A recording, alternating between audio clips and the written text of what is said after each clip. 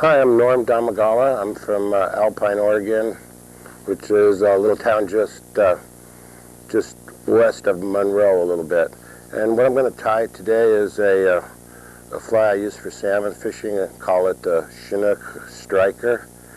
And this hook that I'm using is a Montana Fly product. It comes with this preformed head on it. It's epoxy head, it's got the eyes on it, and it's got some weight in there, so it gives it quite a bit of weight to sink. It's a good fly for getting down on the bottom. And just using the ultra thread here, the little heavier thread, number 140. And to start out with, I put some flash underneath the tail. And this product is a new product that Hairline Dubbing has just come out with. It's called Bait Fish Emulator Flash. It's kind of like a crystal flash, but it's just a little stiffer. It holds up a little better in the water. And I use two colors. I use the pearl and the chartreuse. It's got a really nice glow to it in the water. Got a good sparkle to it. It comes on a hank. Actually, when it comes in the package, it's about 3 feet long. But I just cut it off into small pieces to make it a little easier to use. You can wrap it off the hank, but I like to just use it individually like this. So I just mix the chartreuse and the pearl together and just kind of cut the end at a kind of a pointed shape. Helps keep it wet so you can control it. I like to make the tail about as long as the body, so I just kind of eyeball it there and spot it on the hook and keep it on top of the hook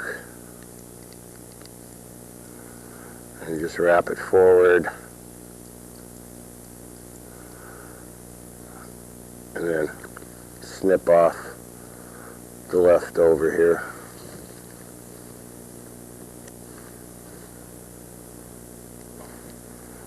And make sure you get that down good and tight so it'll hold up. And then the next step is the tail. It's a zonker strip. It's mink. It's a mink skin that they've cut into these strips. I like using the mink compared to the rabbit because it's a little thinner body and it doesn't hold as much water. It casts a little better and it gives a little bit better action in the water. So I tie the mink on top, sit it down real good, and then it's kind of a trick to keep it straight on top of the hook because it wants to curl on you. But if you just moisten it a little bit, then hold the flash material and the rabbit, or the mink, I'm sorry, together. This is made by Wapsi. It's a Wapsi product. They're the only ones that have the mink strips. And I wrap this back to about, just short of the barb of the hook. Wrap it down good. And then I snip it off just a little bit longer than the flash material.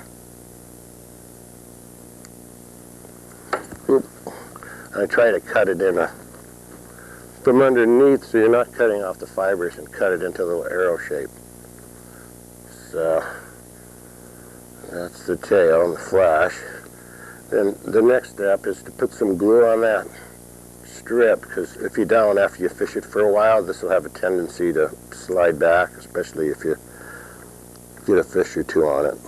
But I'm using this Headstrong cement. It's a clear cement. It's a mineral based. It dries really fast, is what I like about it.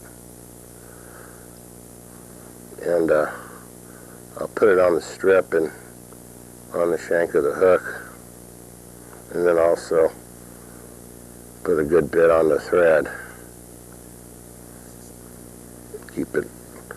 This helps keep it together. And just wrap it back and wrap that glue and thread on the body. Okay. And the next step is, I've got this, this is called EP. It's a short shuck product, a chartreuse. They make a long shuck that's about an inch long, but this is only about maybe a ½ inch. And I like this product for this fly because it doesn't take up the hook gap. It doesn't kind of infringe on the biting ability of it. And I just wrap the bare metal part on. This comes on a wire, so it's all twisted on a wire, and it's pretty bright. It's got a lot of sparkle in there, some pearl sparkle and chartreuse. And then I just start wrapping that. Plus the wire adds a little more weight to it, so this fly really gets down quick. And I just kind of step it down one in front of the other, kind of pull it back as you go, and then wrap it right up to the sculpin head, and then snip it off. One thing, I didn't bring my old pair of scissors, but normally I'll use an old pair for cutting this wire, but you cut it back in the back end of your scissors, it doesn't damage them too bad. Then I'll wrap that good, and when my glue's still wet enough, I think, yeah, I like to glue that down too. The whole thing is just to keep it together, because if you're casting this fly for a while, you want it to hold up. So just wrap that thread around it with the glue on it. Okay, and then the next step is our hackle, and I use this whiting spay hackle. This is the Cape, which is it's a product they came out with. It's kind of an imitation spay hackle, but it's got a really nice long fiber to it. And I tie it in by the tip, and it's a little tricky to get it started because the tips are pretty soft, so you got to be kind of ginger with it. And then I'll flatten out the back stem, so when you wrap it, it'll wrap better. And then I'll just take it, hold it by the tip, wet my fingers, and pull the fibers down. You're going to get a little bit of waste, about that last quarter of the feather or so, and then just snip it. So I got just some short, about a ½ inch fibers hanging out there. And then I tie just that short end down here.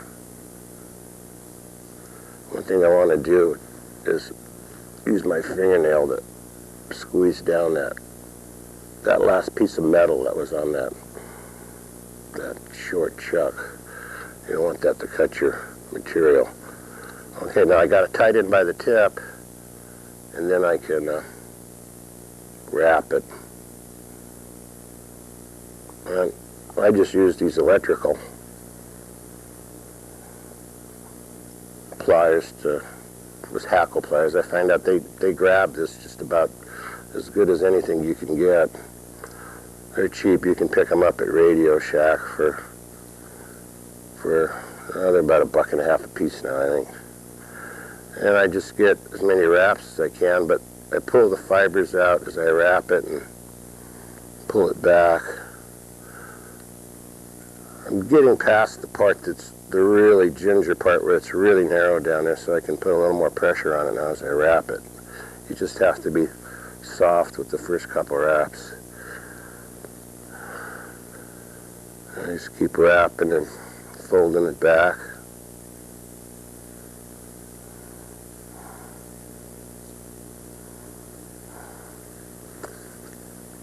Wet that and pull them back. I usually have a little cup of water at my tying table to keep my fingers wet. It helps with this stuff.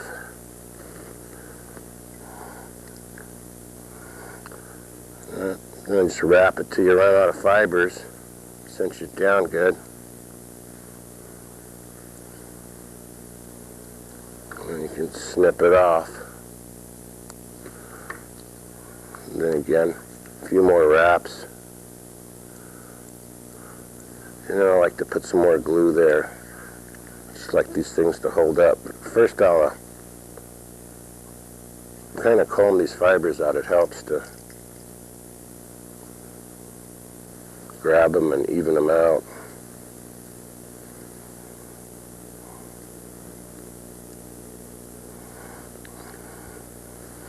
There. And then you can wet them and kind of get it out of your way. It's kind of what it'll look like in the water. It gets wet anyway.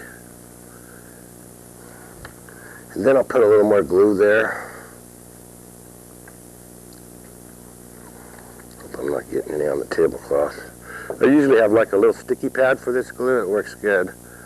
And that way you can use a couple of drops of glue on it. When you're done, you can just throw the sticky pad away. It keeps it off your table. And then I just put it on the thread so I get it where I want it and doesn't get all over the fly. Wrap that good. Okay. And now for the collar. This is another Wapsi product. It's made by SLF though, and it's called Prism. And it's a clear, synthetic, just pearlescent looking fiber. And then I can take out a pinch and then spread it. And place it on the fly. And put it on about halfway. The fibers are about 1 inch long. And then pull them back.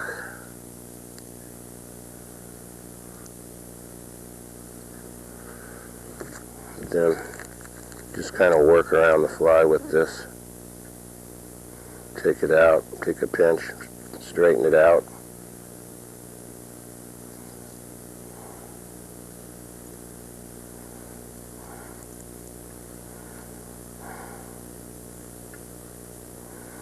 The secret is not to use too much, to get about what you think you need, and then take about half of that off and then use that.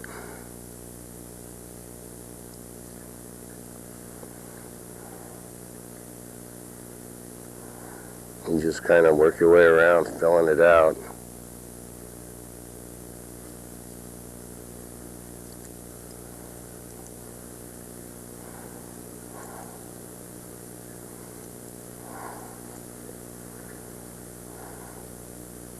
You can pick it up and straighten it out.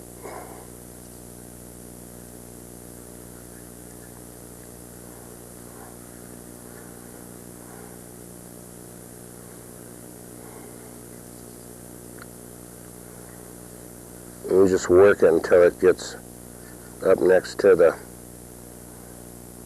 head. This stuff really shines in the water. Even in a little bit of stained water, this will show up.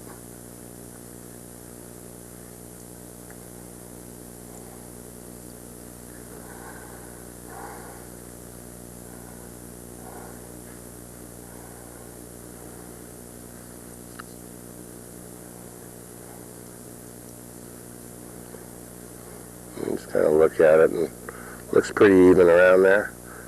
And then one last bit of glue.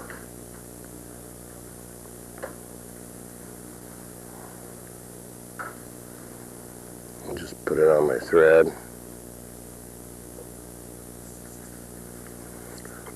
And get these fibers wet and pull them back, and then just whip finish her off.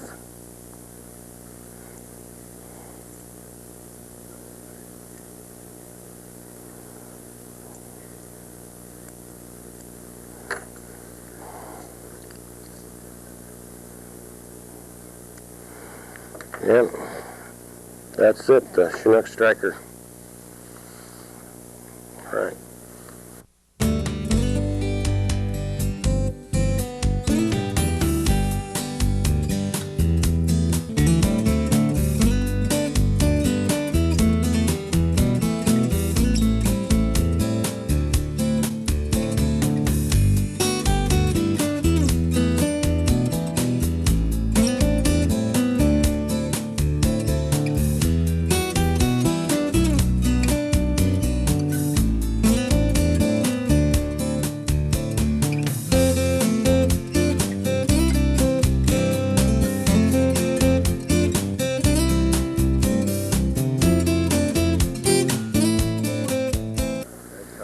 Hi, my name is Phil Brummett. I work at Sun River Fly Shop, and I've been guiding in Central Oregon for about 16 years. And today we're going to do, it's basically a Madam X pattern, but it works really well, especially in March. We call it the Spring Break Stone. And it starts off with a little bit of foam, makes it float real well. Kind of floats not right up on the surface, but down right in the surface film, so that kind of like the real ones. We're going to start our thread right about in the center of a 3X long, about a size 8 hook, and go back about probably halfway between the point of the hook and the barb, and then I spin it just to keep the thread up nice and tight so it doesn't separate out into its individual fibers. We're going to start with this little strip of foam. This comes in about an 8.5 by 11 sheet. It's called foamies. You actually get it at the craft store. And I just take it, and it doesn't have to be straight. I just cut it with a pair of scissors. And then I put it in a little box, all different colors. Keep it on my table so it's handy. We're going to start right in the center of the hook. Tie this back. And we're going to fold it over.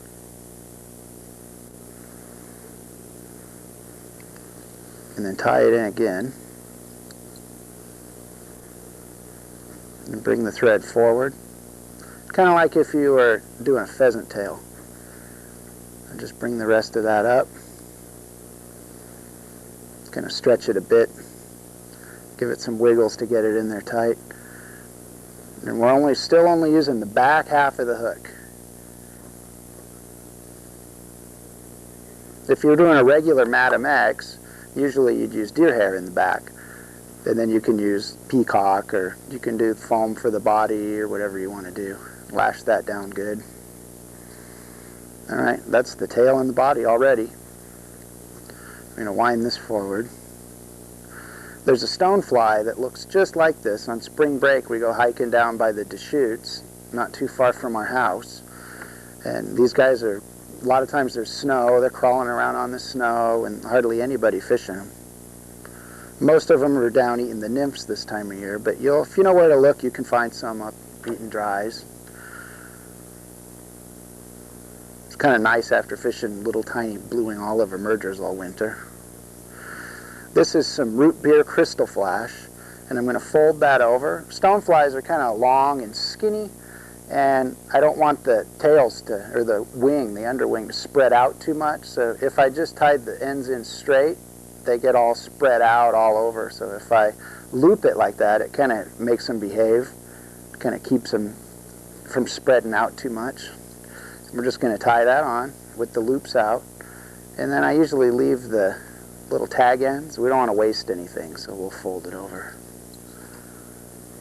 So we got straight pieces and loops. Makes a nice mess up on the top. Now we're going to take some deer hair. This is just some black deer body hair. You can stack this if you feel the need, but actually if you stack it, it makes them shorter and fatter, and actually the real insect is kind of long and skinny and buggy looking. So it actually fishes a lot better if you don't stack it. Kind of looks like somebody stepped on it or something. That kind of is what the fish want. Now I did go all the way to the eye of the hook and back, so I'm tying this deer hair in onto the thread. You don't want to be tying it onto the metal part of the hook, otherwise it'll roll all over you. If you're doing the same fly for a caddis, you go about that long on the wing, but stones are longer, so we're gonna add it probably about that far. And we'll go 1, pull it nice and tight, wiggle it down 3 or 4 times. Then I'm going to reach in there and I'm going to cut off my handle. Usually you get some of that crystal flash off of there. That's why I added all the extra pieces in. You can always cut some out if you want less. Usually end up with about the right amount. I'm going to take this thread and I'm going to go all the way off of the ends of the feathers, or the ends of the fur, and then back on, and I'm going to do that twice. Spiral off, spiral on. That pretty much locks everything in there. Kind of looks like a bad hair day at this point. But Now, if you want a rounded head, pull this whole thing forward and then wrap the thread, get it all up real neat right up to the head. And then when I fold that over, it'll give me a nice round head. And that's good if you're doing caddis or if you're doing smallmouth poppers, things like that. On a stonefly, I want more of a pointed head. So I'm going to come back here and I'm going to come in about like that, and then I'll pull a little bit more hair up. I'll pull that off. And then I'll bring just about this much forward. Just some of that hair, not all of it. And bring the hair back. And that'll be just about right. So it'll give me that nice, relatively skinny, long body. So it'll silhouette and profile like a real stone would. Now, pinch it all up, fold her back, pinch it down. Now with deer hair, the first wrap that you get, always wiggle that in and pinch it down. I usually do about 3 wraps, but the first couple wraps are still a little bit loose. As you get the second wrap's a little tighter, the third wrap's a little tighter. So if you leave it that way, it looks good and feels good, but then you start fishing with it, catch a few fish, and those wraps loosen up. So I take the 3 wraps off and then just start over again. You'll end up with a little groove there. And back up again. You can kind of see there's a little dent right there when you take the thread off. So come back in, do your 3 wraps again. And now they're extra tight. That'll actually make the fly probably catch twice as many fish before it starts to fall apart and get loose. Let's reach in there and get that out of there. There we go. Now all we need is some legs. I'm going to use some just round rubber legs. You don't really want to use silicone legs because they sink. And you can do medium. Most flies I go to a small rubber leg because it moves more. But with the stone flies, they have pretty beefy legs and I want the legs to show. And the stone flies that are hatching right now on the Deschutes, in the upper part of the Deschutes, they're not really black. If you look at them, they're black. But if you flip one over and look at it real close, they've got a lot of brown in it. That's why we have the root beer crystal flash in there. That'll show up to the fish when they're looking at it underneath. So I have a habit of doing that real fast and you can't see what I'm doing. So I got 2 pieces of rubber legs. I'm going to just take 2 wraps of thread and put them both on your side of the hook, and then you just take the top 2 legs and slide them over. Just kind of get them the way you want them. It's close enough. It's basically just a fancy Madam X pattern. And the wings should, if you tip it like that, you can see it kind of forms an X there.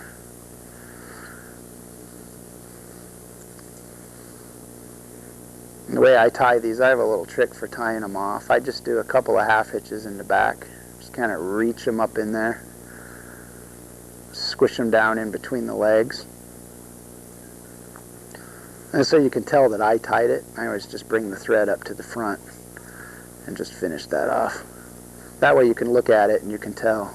If it's got that little line of thread going up the front, I can tell I did it instead of my son copying me. Trim those legs a bit.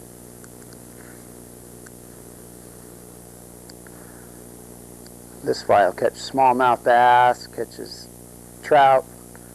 Probably the owner of the shop I work at made a peacock body with pink thread. That's probably our #1 sold fly. It's that same thing. Anyway, that is our spring break stonefly.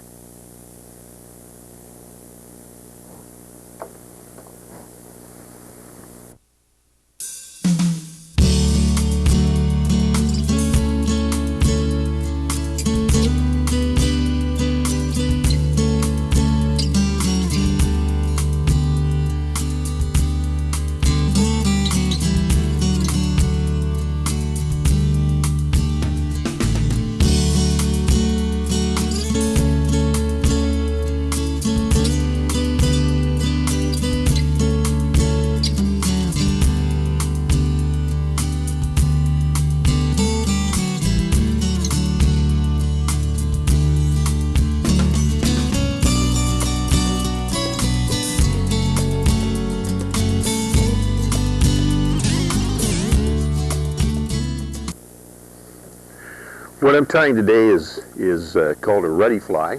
It's one of the 12 flies in the original fly tying or fly fishing book called A Treatise on Fishing with an Angle by Dame Juliana Berners, which the first draft of that came out of the manuscript in 1450, and the first published copy came out in 1496, along with two other books, one on falconry and one on hunting, which the three combined became the book called the Book of Albans.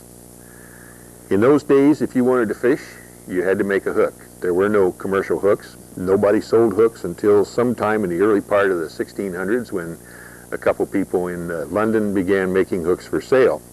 So, the hook process we won't go into because that can get involved, but the gist of it is these are handmade hooks, which I have made from high carbon wire, and they're obviously blind-eyed hooks. The ends of them, when they're made, when you cut them to length, they always have a little point on them, so you have to dress them down to smooth them out to keep from cutting the snood. Now, what is a snood? A snood, in this case, is what today we would call a leader, and this happens to be a horsehair snood, which was the thing that was used in that day, and this happens to be a 3-hair snood. So we're going to tie a 3-hair snood to a blind-eyed hook, and then we can tie our fly. The fly itself is quite simple. The process starts with I think the book said, wrap twice or thrice around the hook with the silk. In those days they used silk for tying. Today we're using 3/0 tying thread, and I'm cheating a little bit in using a bobbin. There were no bobbins until probably into the 20th century, but it makes it a lot simpler. Okay, and the reason for putting the thread around the end of the shank of the hook was twofold. One, of course, you need to lay a foundation for whatever you're going to tie on the hook, and secondly, when you're using a horsehair snood, you don't want the edge of the hook cutting the horsehair, so you put a little wrapping on there, and that protects the horsehair from any sharp edges that may be left. Now, I have coiled this to keep it out of the way. If this is about 12 inches long, something on that order, and if I didn't have it coiled like that, it would be constantly in the way, particularly when I go to whip finish. So, we're going to tie the snood to the bottom of the shank of the hook. Oh, obviously I'm tying without a vise, and obviously in 1496 that's the way it was done. So we're trying to do it as authentically as we can. We do our soft loop to get it started, and we may have to monkey with it a little bit to keep it on the bottom of the hook.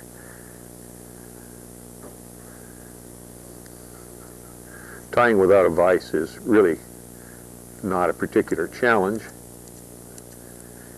Harry Lemire, who is probably the most noted person who ties without a vise in the Northwest at least, once told me, he said, well, it's really not that hard. He said, you have 10 fingers and they all work, don't they? And they do. So now we have the snood attached to the hook, and in that day they said the hook is now armed.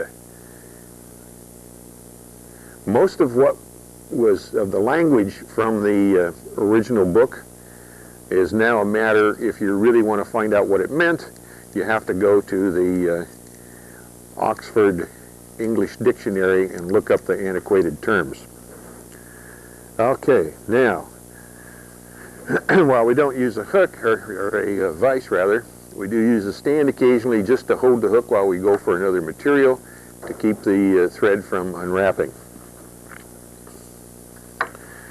This fly also called for the wings of a mallard, and I'm going to take a little slip from each of these quills. Actually, it called for mallard quill. So I'm going to take a little slip from each one of those.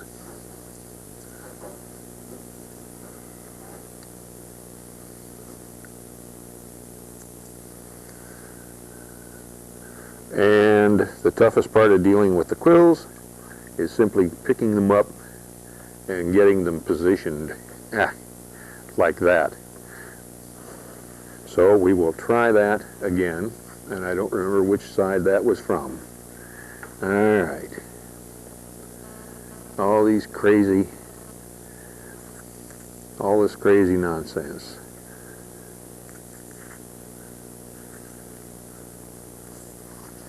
We will simply start over.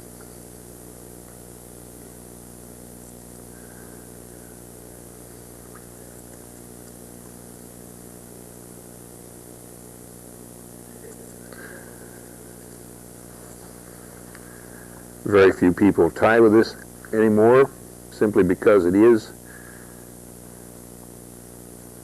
somewhat difficult to handle, and it has a tendency to come apart.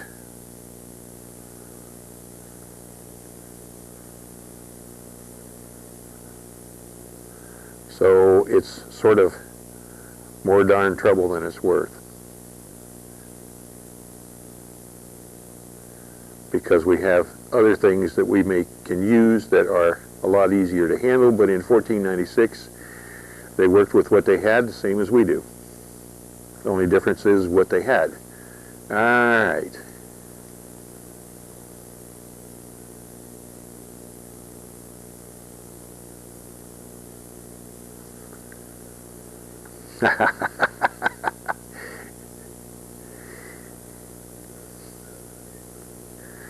Okay.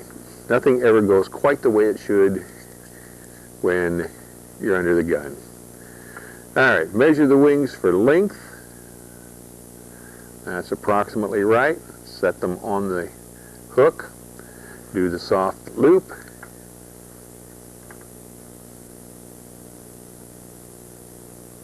Pull up. They should be set. Now, every turn has to be either on top of that turn or behind it. So I'm going to go behind it and then take a look at it.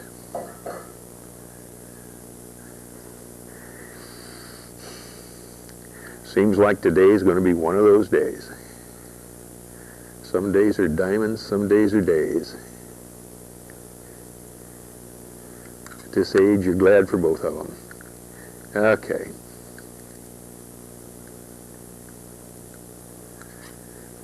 Nice thing about tying without a vise is you can look at things from all angles.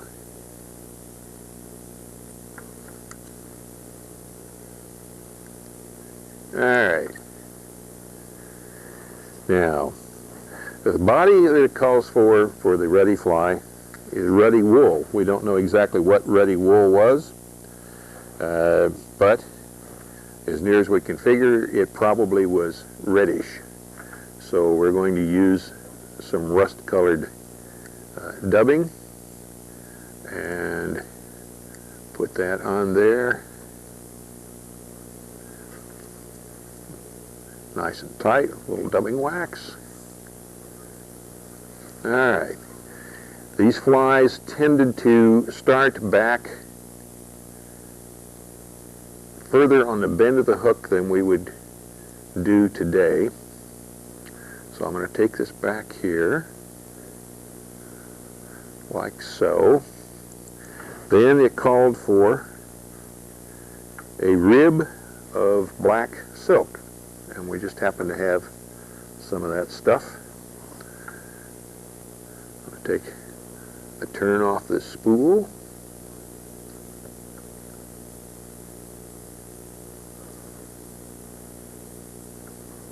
Put that aside.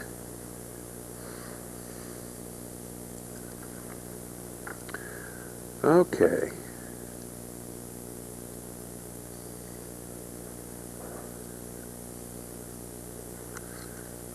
Take a couple loose turns around there, and instead of trying to trim that off and get it even, we'll just pull it gently until we get it where we want it, and then we don't have to make that clip. Go back to where we left off with the body and start the dubbing process again.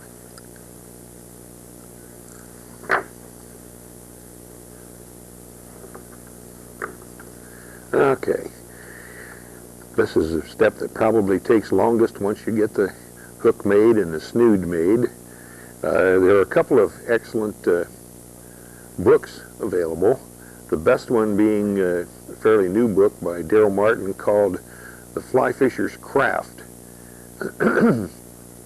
And it's the most definitive thing that I've found on tying in this style, making the hooks, making the snoods, tying the flies.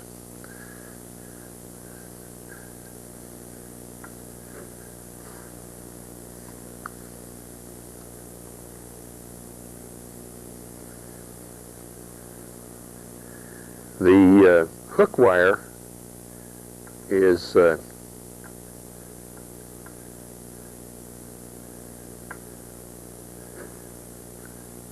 availability of it was pretty good. I'm not sure what it is now. I'm going to find out more in the next few days. I suspect folks can get hold of Daryl if they're really and truly interested, or their local fly shop dealer. Horsehair, I bought all mine from a fellow who has a website called the Antiquated Angler, and he has a good bit of information on that site. Last I heard, his health was perhaps in question, and it might not be, he might not be dealing in these materials at the moment. I don't know. The horsehair is the same thing that's used for the bow for a violin or cello or string bass, so there has to be a source available locally just about wherever you are if those instruments are available.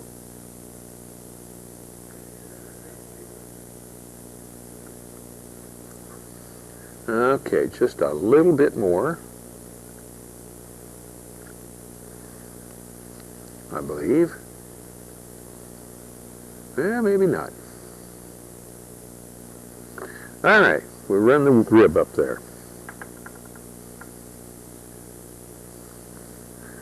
Obviously, we want to keep the rib spiraling forward evenly, like we would on any other fly.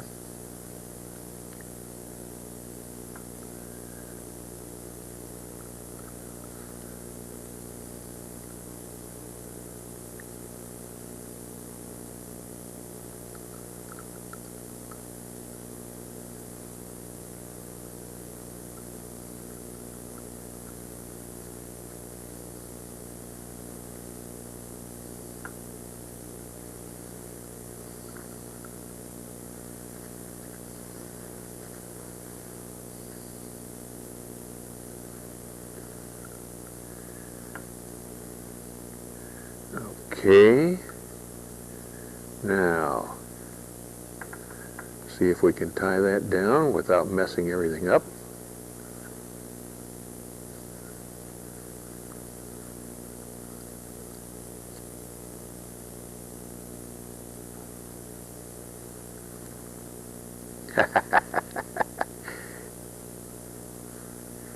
It's easier to laugh than it is to cry. Okay. Trim off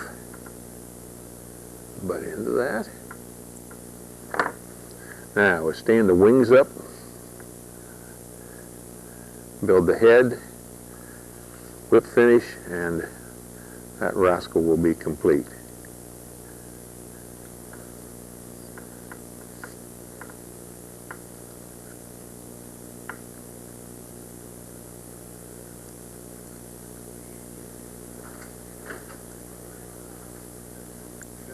Okay, let's see how those wings look. Not too bad. Separating, but other than that, clips. This is where you need to know how to do a whip finish with your fingers. If I get it too far forward on the shank, it will slip off onto the snood, become a tangle, and probably change the atmosphere in here a little bit. And now you can see also why you have to coil that snood up. If that were not coiled up, it would be impossible to do this.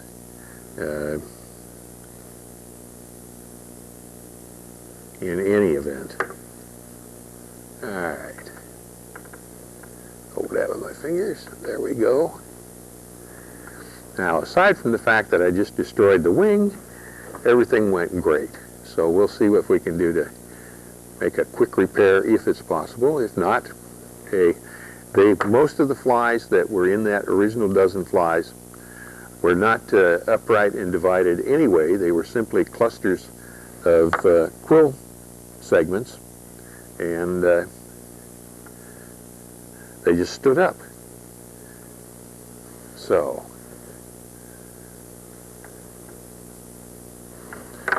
all right, need the cheaters.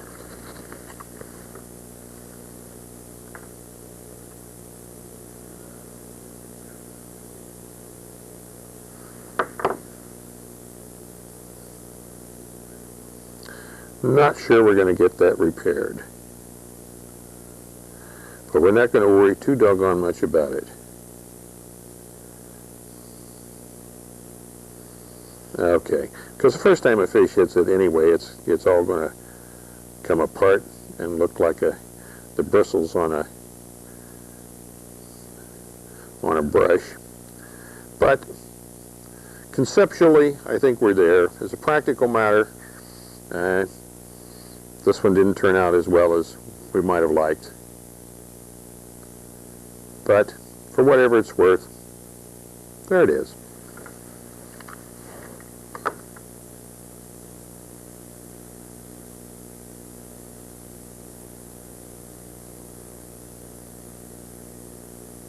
Thank you. You're welcome.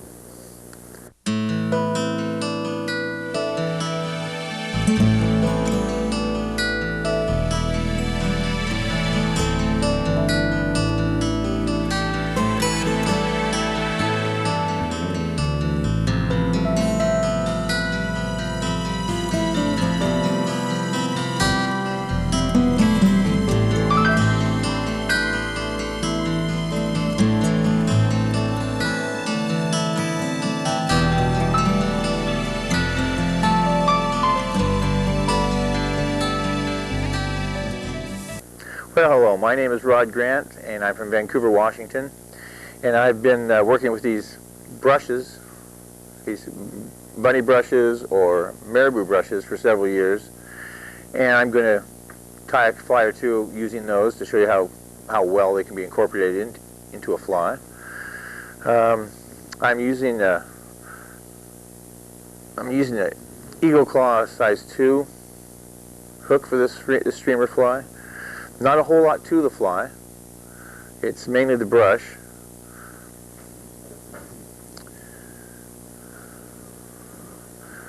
I've got silver barbell eyes.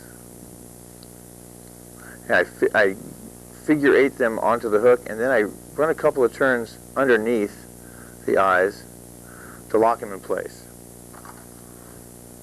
And a little bit of head cement or super glue of your choice. That also puts a coat of cement on top of the barbell eyes, which holds the wire for the brush a little bit tighter also. For head cement, by the way, here's your head cement. Minwax Deck Refinisher.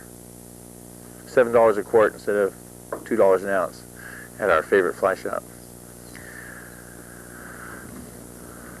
Alright, the body is going to be of brown marabou brush. I take high quality blood quills and I twist them onto a wire brush. I've got a special tool that does that.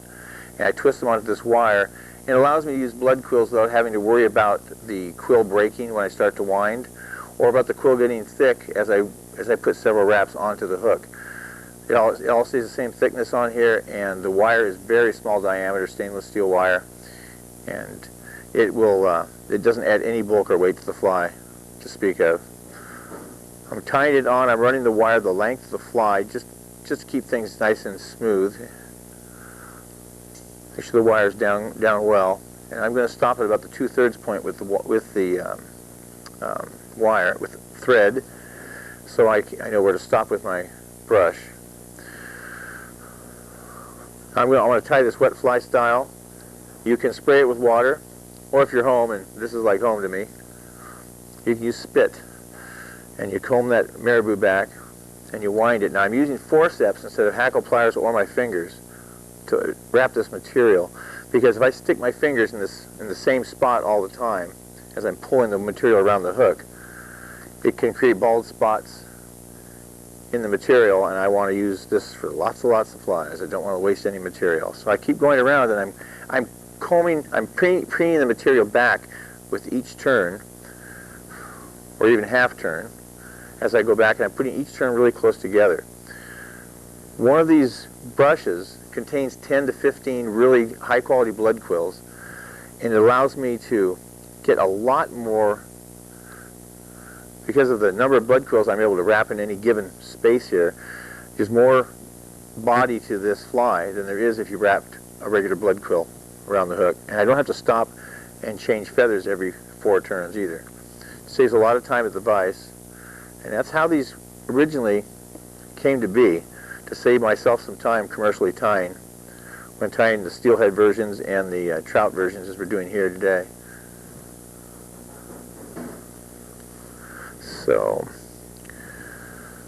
back to the spot. Tie off the material, and do not use your nice scissors to cut this material.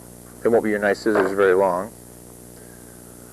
Preen it back, tie it down, bend the little nub of wire over, and so that's that part there. Now I want to get the rabbit fur going. This is the same principle. I've taken rabbit fur off of the hide and twisted onto a wire brush. And now I'm going to put the rabbit on there. I find that I was doing these all in rabbit fur for quite a few years. And when I was at the conclave a couple of years ago, I decided to try combining the two materials. Rabbit works great around the head on these barbell eyes, and the marabou won't cover the barbell eyes anywhere near the same way. But my theory is that each of these materials will give movement in the water at different current speeds differently.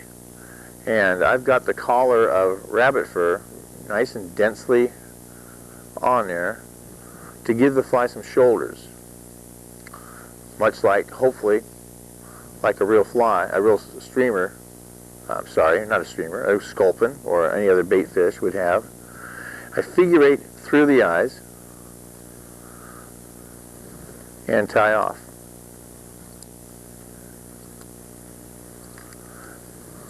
Now you can add flash to these by just putting it right back to the shoulder where the shoulders were.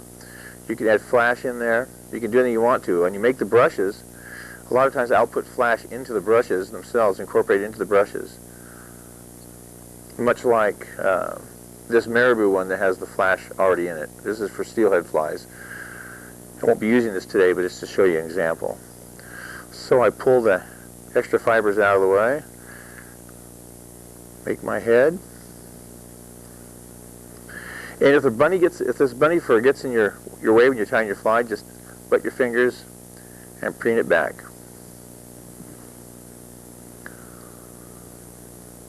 And especially when you're doing your whip finish, it will get in the way. Get the old Matarelli clone out. Now these are long reach Matarelli style whip finisher, and it allows me, if I want to do a whip finish and I want to whip finish something in the back of the fly, even a large 3/0 hook for a bass fly, I'm able to reach back there and do a whip finish. And I use it for the short work as well as the long work, and you can get these in the fly shops. A lot of them don't stock them because people haven't really seen them. and use them. So there's a Marabunny sculpin. Now, a variation on this, the video is going to have Marabunny sculpin on it, but I got a little variation that the fly is tied mostly the same way. I'll use a bead on this. This is a dragonfly nymph. It really doesn't have a name yet. At a sportsman show a couple of weeks ago, it was birthed. It came to life then, and still it's yet to be fished, but it looks really good in the water. Just haven't fished it yet. So I've got a bead onto, this is a 3366 mustad hook. This is the size 6. And it has to have thread on it. Come on now. And then the entire fly is just this material.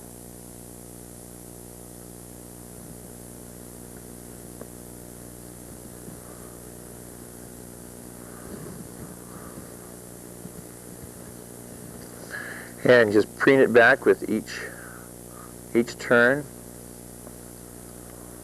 And some of the fibers will get caught underneath. There's really no way around it. You can minimize it by doing what I'm doing here. And at the very end of this, when I finish the fly, I'll run a mustache comb through the material, and it'll get a lot of those fibers out where they belong. Now this particular brush coloration was achieved by just laying down a layer of the crawdad color and a layer of the olive down on the tool that I make these brushes with, and it just comes out variegated like it is right now. It's just totally by accident. It makes me look really good when it does that. I did some with pink and white for a breast cancer awareness group, the Stonefly Maidens, and they look really sharp on a steelhead fly. I was really pleased, but it was just purely by accident. I'll take credit for it if anybody wants to give me credit for it, but it just came out. And this is just a really good color for anything aquatic. I can make the brushes shorter to have them not cover so much area, because there's no fur there's no hide on the rabbit fur. I can tie down to size 18s with this. So just a matter of whip finishing now.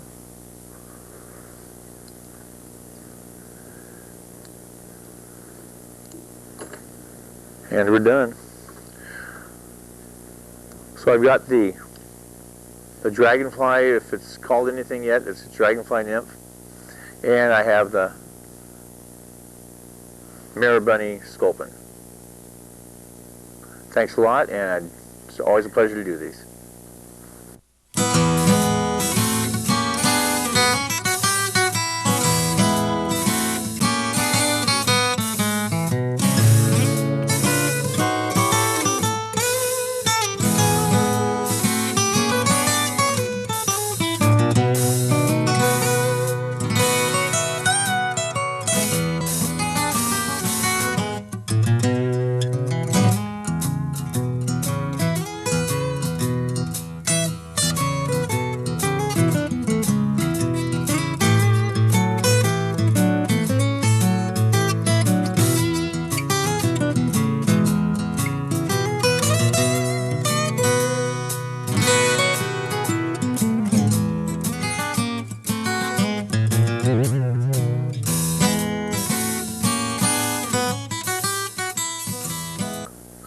Hi, Michael T. Williams here from Eugene, Oregon. Glad to be a part of this 21st annual Fly Tyers Expo program. I'm going to be tying a Blitzen hopper today, Michael T.'s Blitzen hopper, and I always debarb a hook prior to tying a fly. In fact, when I guide, I don't even let folks in my boat unless their hooks are debarbed, at least the one that's they're tying to their leader. So this fly, the general dressing for it can be found in Jack Dennis's Western Trout Fly Tying Manual, Volume 2. And it's a pattern that I've adapted from Jack Gartside's pheasant hopper. Jack, as some of you may know, is really prolific, using all the feathers on a pheasant. At any rate, let's get going here. And I'd like to build a little thread base on a hook, typically.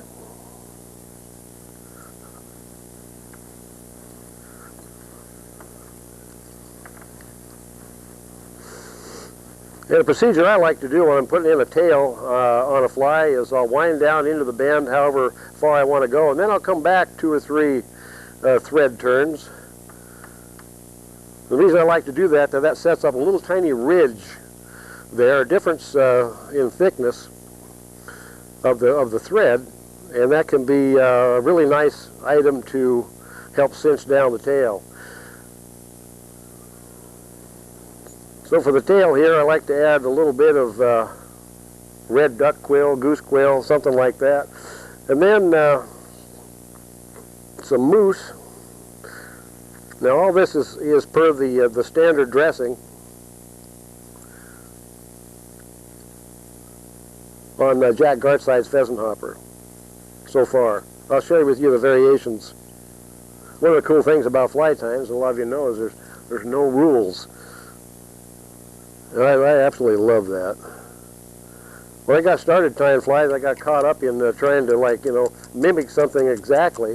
And I suppose a lot of us do that, and I still, like to tie a pattern accurately from another person's perspective sometimes. And so I'll have that, the mousse fibers out about the same length as the red duck quill there, and I'll trim these off and leave a fair amount of length on them on purpose, about equal to, this will kind of mark the length of our body, if you will. And I like to put the material in often on the near side of the hook at about a 45-degree angle, with the material up against the shank of the hook, and then allow the torque of the winding thread winding away to pull it up pretty much into position. I like to maintain good control, from my perspective anyway, of the material with my offhand. And then, by golly, I really like to put a few wraps behind that tail, help supporting it, kind of like a la the late great Al Brunel used to like to do on his steelhead patterns.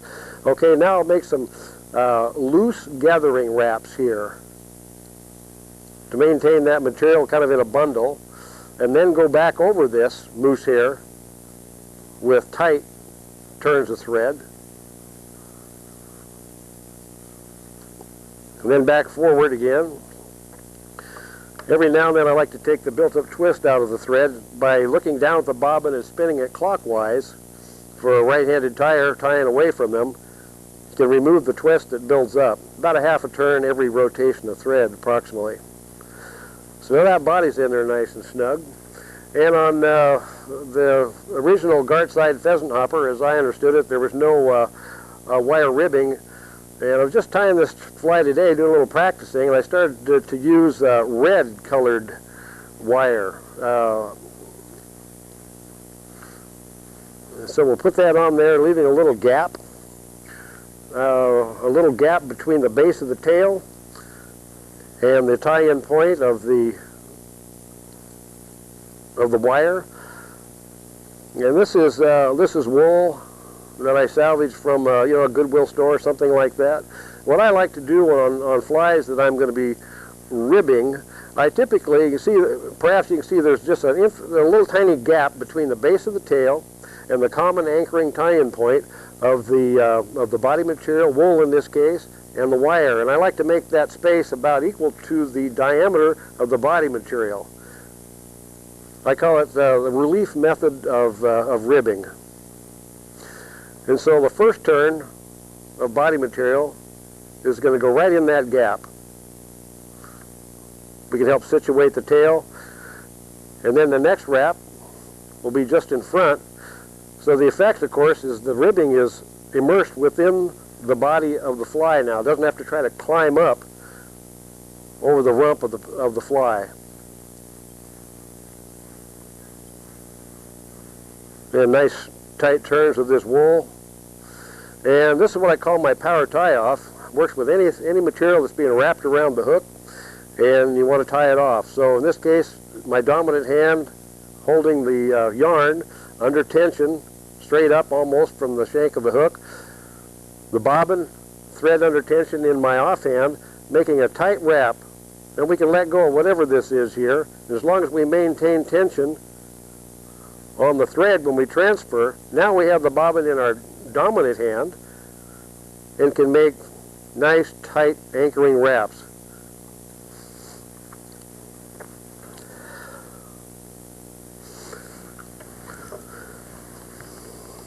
I like to, for this fly, I like to use, you know, a hackle feather that has a golden badger in this case. Furnace is really nice too, but the dark center, I think, is really pretty nifty. So we'll tie this feather in, 4, 5, or 6 nice tight wraps, and then we'll palmer this baby right back to the waiting wire. I like to pull the wire away across the top of the hook. Now this is the power tie-off method again. We'll have the feather, in this case, in the offhand, and the wire in our dominant hand. And as soon as we make a tight wrap over that, we can let go of this feather as long as we maintain tension on the wire. And when I wrap this through there, I like to continue to maintain reasonable tension on this. It allows the wire then to slide over most of the hackle barbels. And in the wavering process, wavering really assists that also. So here's our power tie-off again. Nice tight wrap.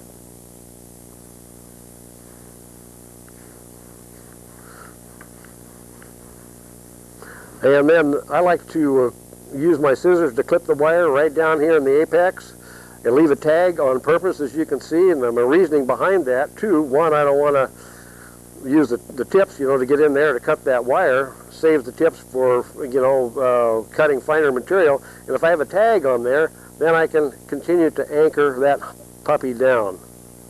I like to tie bulletproof flies. And now I'll cut this baby off. You can certainly do it beforehand. However, with this all anchored down, then any snapback from extra tension or whatever is not going to cause any disturbance to the palmered hackle. Okie doke. So this is where the wire there, the overwrap of the wire, and the God, where the hell's my, is a variance from that Jack Gartside pattern. And then Jack calls for some yellow deer hair for the underwing. And what I've chosen to substitute is some yellow crystal flash. And I've been using, you know, 4 to 6 strands of that. Tied in there nice and tight. So there's, you know, a little bit of flash, you know. You see the grasshoppers when they take off sometimes. You see that, that yellow under there. And this is a pheasant ringneck rump church window feather, I believe it's called. And usually I make these up for this fly in advance. I'll cut off a bundle of these, a bunch of them, and there's a way to make this wing a little stronger by running it through, you know, a couple of fingers with cement. And of course the cement's a little wet now, and ideally, you know, we'd make these up in advance, but we can get through this okay. And I've been experimenting with putting this wing in, and what has come to me so far out of my practice session earlier today is I like to kind of lay it in there, yeah, you know, and then I think I can do it. Kind of guide it into place after tying in the exposed tip of the feather, and I'm pulling back with my offhand, putting tension on the feather, so pulling it, adding tension so it doesn't have a tendency to roll so much. And of course we can make a relatively untensioned wrap of thread and then pull down. That will have a similar effect. Untensioned wrap and then pull down. Another way to affect that is to make a gathering wrap and then pull up. At any rate, it's in there reasonably well.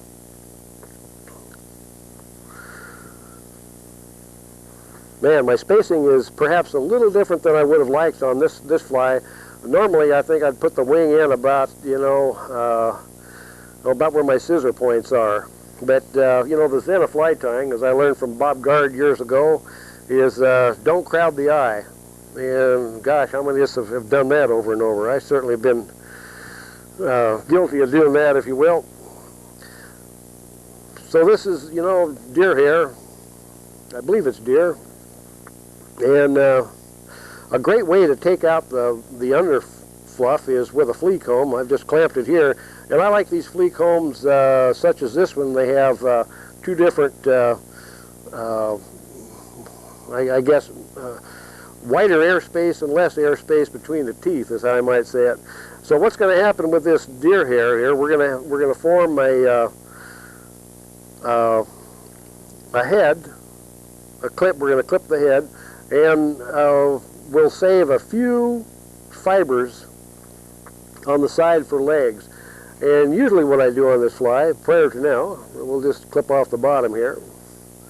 Usually I clip the top as well and just leave hackle hanging out the sides. It may not make really much difference at all.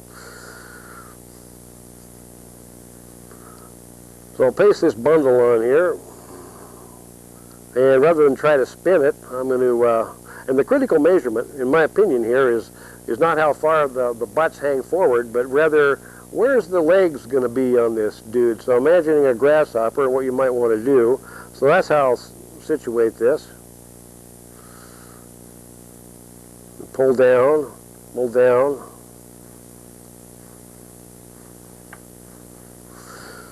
And then we'll take another bundle.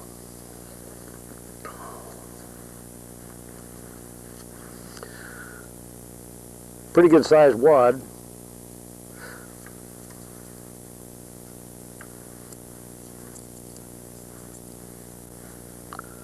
And again, yeah, it's pretty close. Just lay it right in there.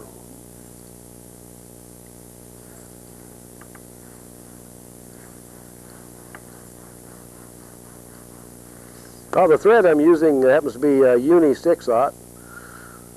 Really strong stuff.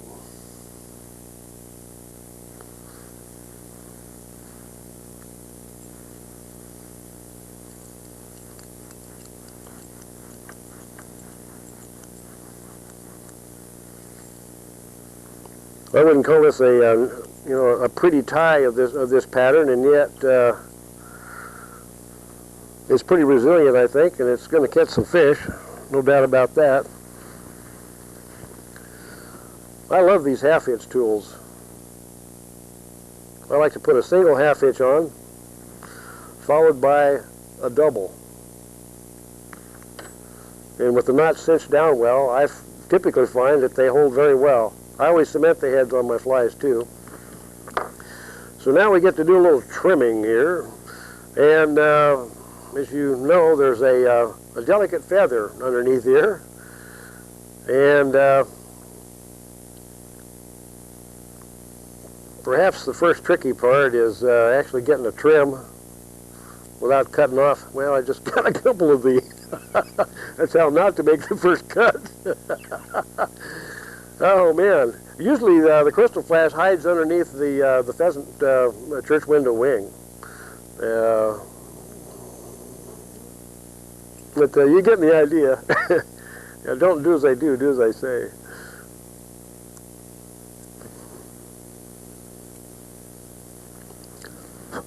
The tricky part for me is making sure to leave, okay, we got a few legs hanging out one side. It really doesn't take very many. 5 or 6 of these deer hair pieces.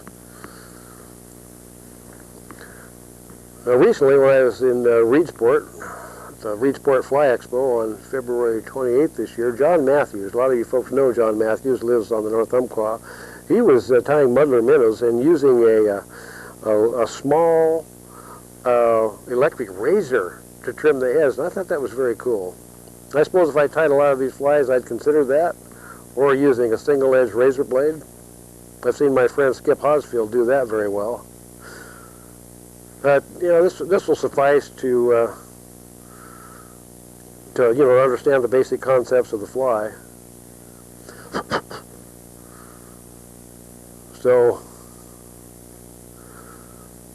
there it is, what I call the Blitzen hopper, and it can be tied, as you're aware, I'm sure, of a variety of body colors. Green can be really nice, particularly on the Blitzen River itself. This is a wonderful fly. It floats awash, which I really like hoppers to do that rather than right up really buoyantly.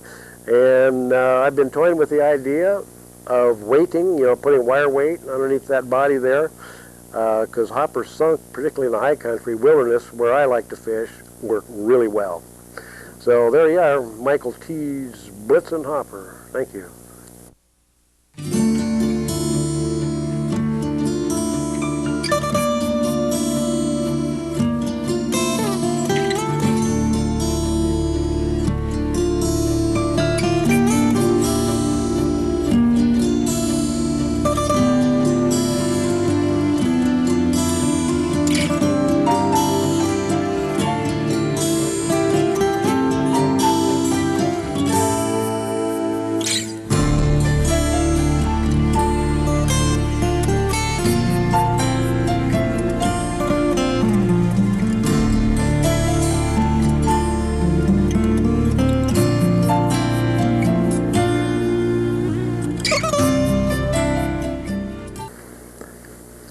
Hi, I'm Bill Coran from West Lynn, Oregon. I'm going to be tying a variation of a muddler minnow, a steelhead waking fly called the disco muddler. The disco muddler started as a variation on an elk hair caddis and a muddler that I started tying, a decade ago or so. And there's lots of different steelhead flies that are available that are waking flies, and I suppose in some ways this is a lot like a lot of other different flies, but it's got some unique things, and it's been a very successful fly for me. I guess I got lucky having a lot of confidence in the fly, because the first time I kind of conceived what I was going to do with this was before a fishing trip. You know how we all have a lot of anticipation, thinking about how we're going to do on the fishing trip and planning what we're going to do, and I suddenly had this idea to combine an elk hair caddis and a muddler minnow, and so I did that, and as luck would have it, I went out on a trip to the Deschutes and fished through a favorite run for steelhead, and first pass through the run I didn't do any good, and so the next pass through I put together on my prototype of this fly, and the very first cast I hooked and then landed a steelhead.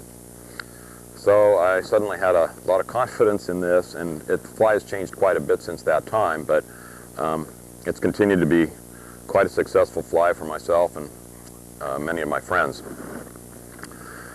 The thread I'm using here is a flat wax nylon. It's a heavy thread, allows me to really tighten down on it. The body on the fly is a gold mylar tinsel, just like you'd typically use in a muddler. Now the name of the fly came about because it started off as a caddis imitation, not so much a muddler imitation, and I tie it both ways still. And it was kind of from the October caddis, which the Latin name is Dicos micus. But because this fly's got some flash in it, and I tie it with some bright orange, etc., seemed like disco was a better name than Dicos, so it's a disco muddler. And as you can see, I've got a bunch of bright flashaboo I'm going to incorporate on the underbody here.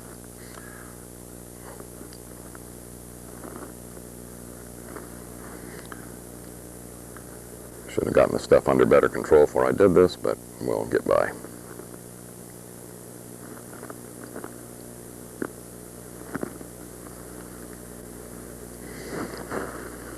And I kind of leave it a little bit longer than the hook, just kind of like a little attractor sticking out beyond anything else sticking up that the fish might see.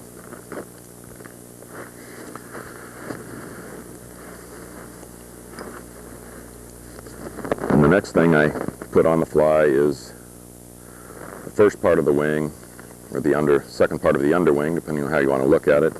And I tie these in different colors. I tie it in an all brown, and I also tie it in a largely orange color. And the orange is part of the reason it gets the name disco. It's just some of the hair is very bright colored.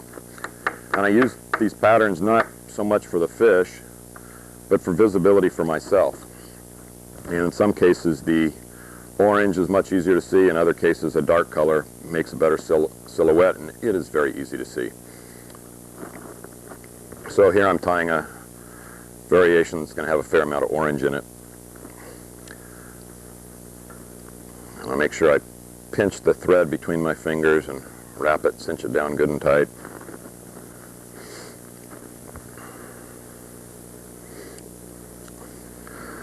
Now, one of the things I do is probably a little bit different than some of the guys that really tie a lot of flies. I only tie a modest amount of flies in any typical year, enough for my own fishing and a few to give away or for donations, but you know, don't tie for any shops or any sort of professional. So I don't develop the same type of skill level that those people that tie so many flies get. And so there's other things I like to do to make it easier for myself, not tying quite that number of flies. I don't have the speed and skill with the scissors on trimming the head that I'm going to put on this fly that others might. So I do some unique things in the process to make it a little easier to still get a good result. Still tying this fairly much like a traditional muddler. I've cut off matching slips of turkey here for the wing, just like on a muddler. I use fairly broad pieces here to try and provide a good silhouette, and after they get wet and split apart, they'll still look good. Leave that fairly long. Sometimes I leave the butts of the underwing on like I do here, and it actually helps me keep the wing on top of the hook. Pinch between the wing, and I find I have better success if I pull up for the final pull on tightening the wing down. So that's what I do, and I get the wing to lay a little more flat on top of the hook there and come out with a nice straight wing. And that did come out pretty good.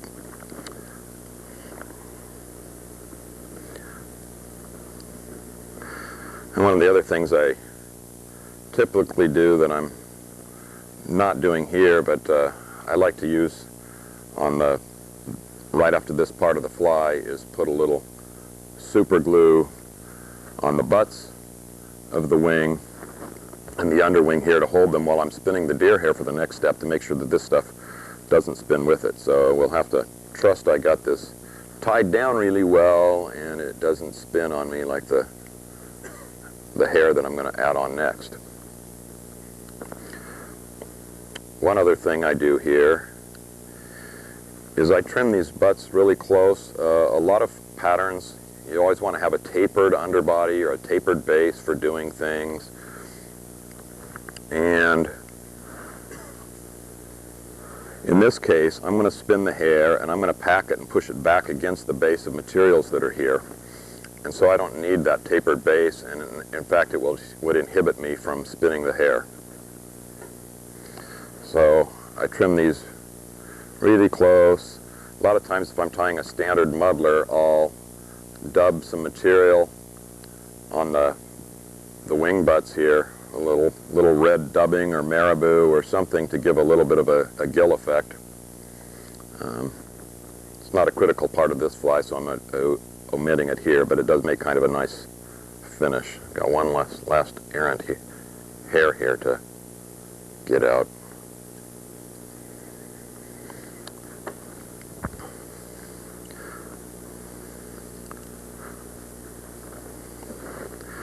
Okay, and now I'm going to put on a collar and just another second layer before I start spinning. This is going to have a lot of hair for flotation.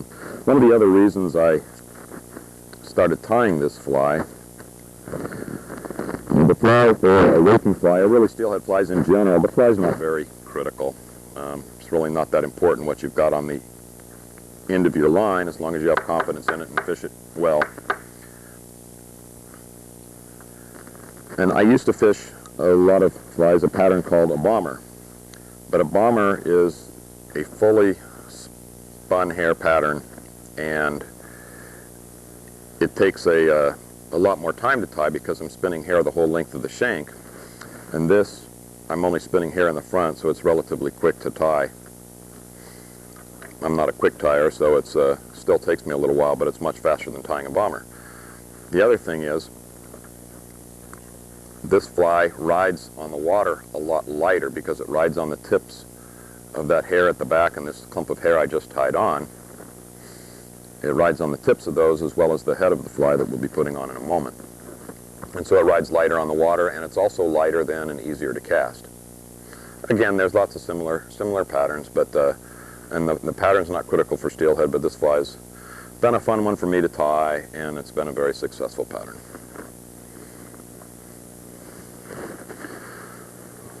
Find my hair packer here, which I had out. There, right here in front of my face.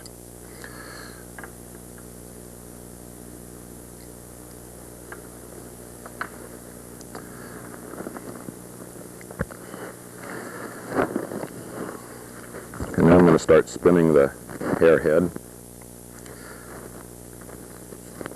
Try and get as much hair as I can reasonably handle is what I like to use. And you may find you do a little better with a little more or a little bit less. I comb out the under first so it'll spin a little bit better.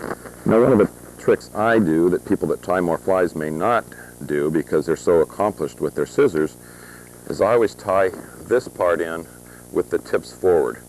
My wing has and collar has the tips going back, and this I use the tips going forward, and this way I can keep the butt end of the hair, the short blunt end, going back and keep it separated from the other tips, and it'll make it easier for me trimming later because I'll be able to slip my scissors in between that hair and the hair collar.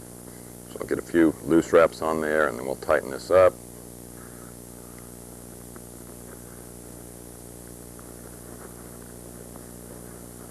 If I go back and forth here, I can go back and forth and get it to flare really good, bind it down good.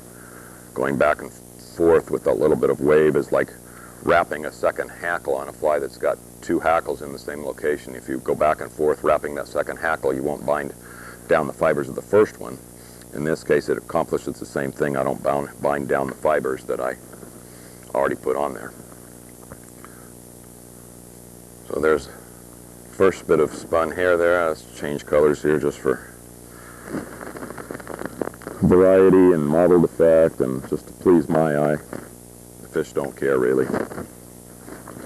I talked a little bit about the color for visibility. One of the things that I find is that depending on the lighting, either the bright orange shows up better or the dark silhouette. And the way that typically works in west flowing waters is that in the morning with the sun's at my back, even before the sun has come up, but the source of light is at my back if I'm facing downstream after my cast and the stream is flowing to the west, the light is coming from the east and at my back, and the orange reflects that light the best and shows up the best, and I can see it the best. And so I like the orange more often than not in the morning. There's exceptions depending upon how the water's reflecting the light and what you're looking at for, at the banks of the river and things, but that's the general case. Conversely, in the evening, you're looking into the twilight. Even after the sun has gone down, the sky is bright, it's reflecting off the water. And a silhouette, the orange just kind of dies and you can't see it at all out there, and a dark silhouette, a dark brown or black, shows up much better. Experienced steelhead fishermen, might be thinking, well, why do you even need to see the fly? You're going to feel the fish. But part of the reason I fish a surface fly is because I want to see if a fish comes and looks at my fly. Because a lot of times they won't take it. And if you're fishing a wet fly, you might not ever know a fish looked at your fly. But with this dry fly or waking fly on the surface, you'll know, if you're watching intently, if the fish looked at the fly. If you're not familiar with fishing waking flies for steelhead, all we're trying to do is create a V-wake in the water with our fly. And that V-wake is attractive to the steelhead for reasons I don't pretend to understand. But it can be very attractive to the fish, and sometimes I think it's, rarely, but on some occasions it's even more attractive than a standard wet fly.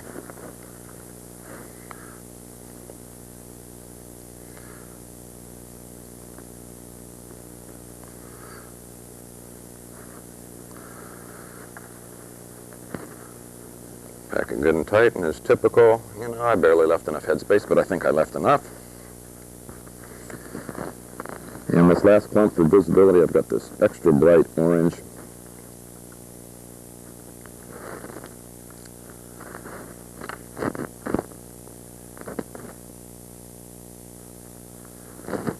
Make it easy to see. And while I'm finishing up this last little bit here, and hopefully I got enough room for this,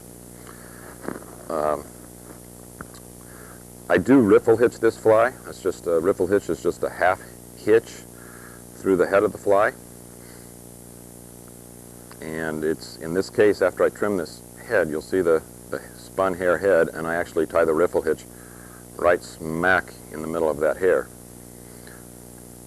This hair I've been spinning is elk, so it's pretty durable, and it holds up to that hitch of the leader going through it quite well.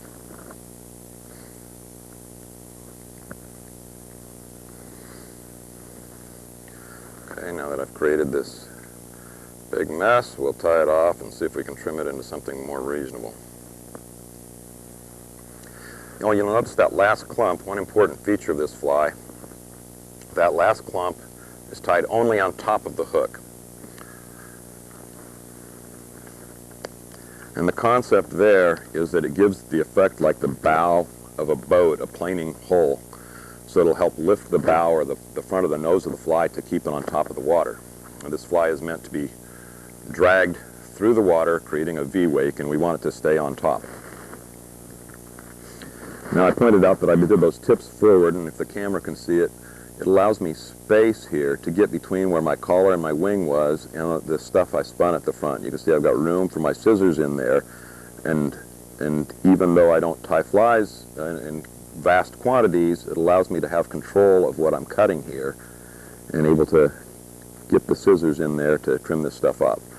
Now the bottom's easy because I'm not going to have much there. I can just cut it straight across. These other portions I want to be able to get the scissors in there and not cut the part I had for my wing.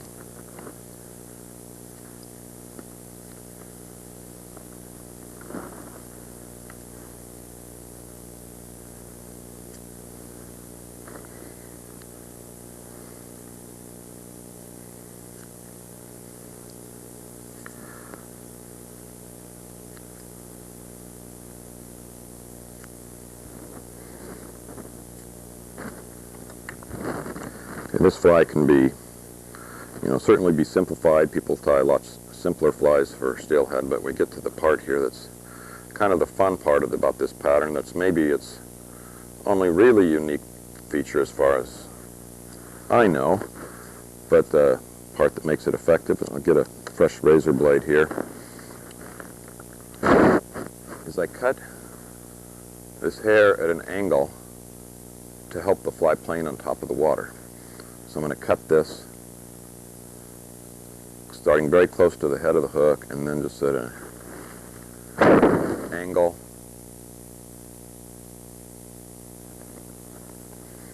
Going back, and the angle I use on this fly is roughly lined up from the eye of the hook to the point. It just seems to be about the right angle. And I'll trim it a little bit more, but you can see that gives a little bit of an angle for the water to push on underneath and help keep the fly on top. I'm going to do the same thing on the top of the hook. Now one of the tricks I use here, again, because I might not have the same quick hand with the scissors, is I use the bodkin to separate out my collar and the head of my fly and kind of use it as a target for where I'm cutting. And then I just use the razor blade and aim for right at that bodkin, little bit lower and stop when I get there, and I can cut right to the base of the wing without cutting it. And if I've done a good job, I've kind of got these things at right angles to the line of the hook and parallel to each other just for aesthetics. So that's a lot faster than trying to do it with scissors. And I'll probably have to go back and touch that up. Now I do use the scissors on the sides of the fly, grabbing my fingers and pulling the fibers out of the way.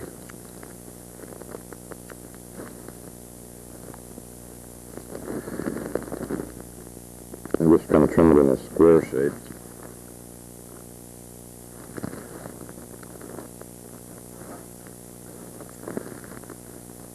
And cut back a little more off the bottom here.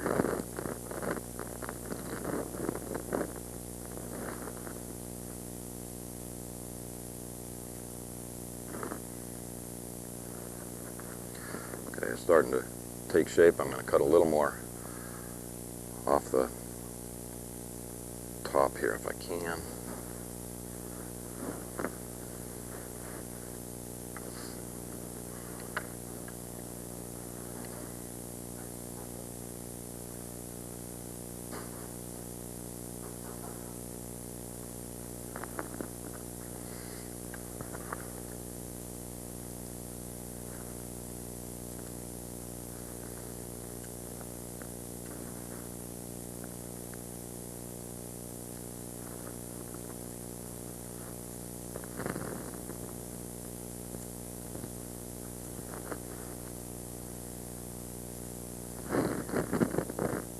Rounding off the top. This portion right in here, just kind of rounding it off a little bit. Take just a little more off here.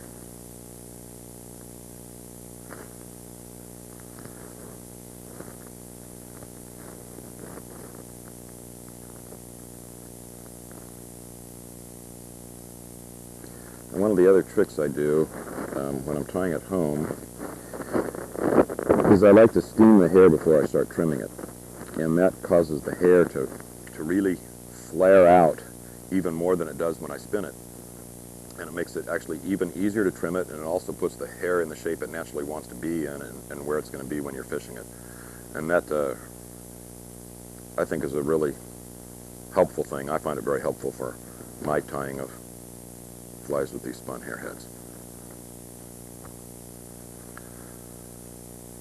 I could trim this a little bit more on the sides, but you know, it's not critical to the fish. You can make it if you're having trouble keeping it on top. You make your heads a little bit wider. Something like that's pretty good. Fly came out pretty good. My wing got folded over a little bit, but the fish aren't going to care. One errant hair I'll cut out here. So now here's the spun hair head, and I'll just, the leader will be tied to the eye of the hook, and I'll throw one half hitch over the top of the hook. And I like to have my leader, the riffle hitch, coming out from the bottom of the fly right in the middle of the head, rather than from one side or the other, right out from the bottom. That helps lift the fly and keeping it going on top. And one other fishing tip, that if the fly does go under, if you give it a little bit of slack with this very long hook, it tends to sink the back of the fly and brings the top up as a natural attitude, and then we'll climb right back to the top when you pull up. So there you have it. That's the disco muddler.